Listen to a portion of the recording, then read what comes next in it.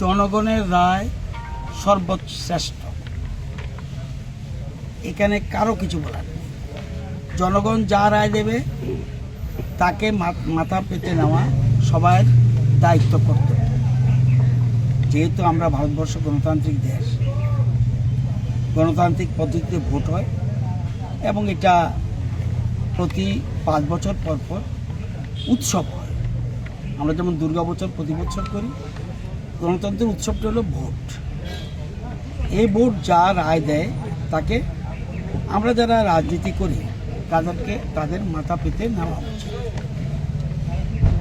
তো আমি ভোটের আগেই বলেছি,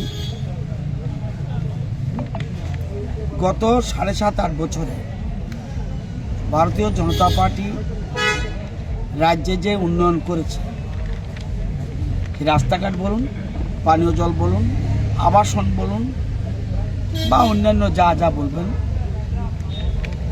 যদি উন্নয়নের নিরিখে ভোট দেয় তাহলে বিজেপিকে ভোট দিতে হবে।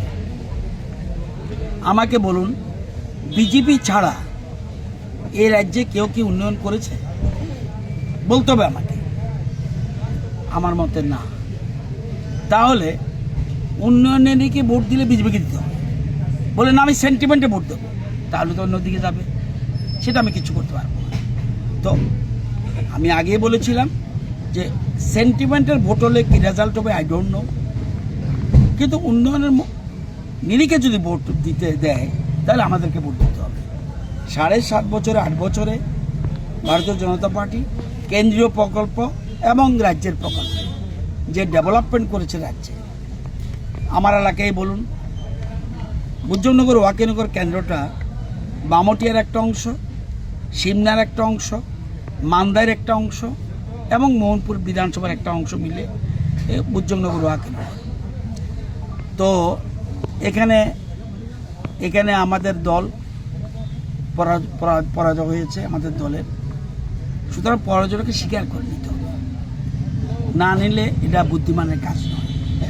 আমি তো ইগু হলেও হবে না, আমার ইগু থাকলেও হবে না, কিন্তু যারাই জিতেছে এবং জনগণের রায় দিয়ে সবাইকে, যারা হেরেছে যারা জিতে সবাইকে আমি ধন্যবাদ দিই যে ব্যাপক সন্ত্রাস, ব্যাপক ছোটোখাটো ঘটনা হয়েছে ভোটের দিন, কিন্তু ব্যাপক সন্ত্রাস হয়নি। এবং নির্বাচনের পরেও যেন আমরা সবাই মিলে একসাথে থাকতে পারি। ভোটের পরে ভোট হবে, কিছুদিন পরে আবার আমাদের ভিলেজ কমিটি নির্বাচন হবে, এরপরে ভোট হবে আমাদের পুরসভার ভোট, কর্পোরেশনের ভোট, এরকম ধীরে ধীরে প্রত্যেক ভোটই হবে এবং আমরা মেনে নেই।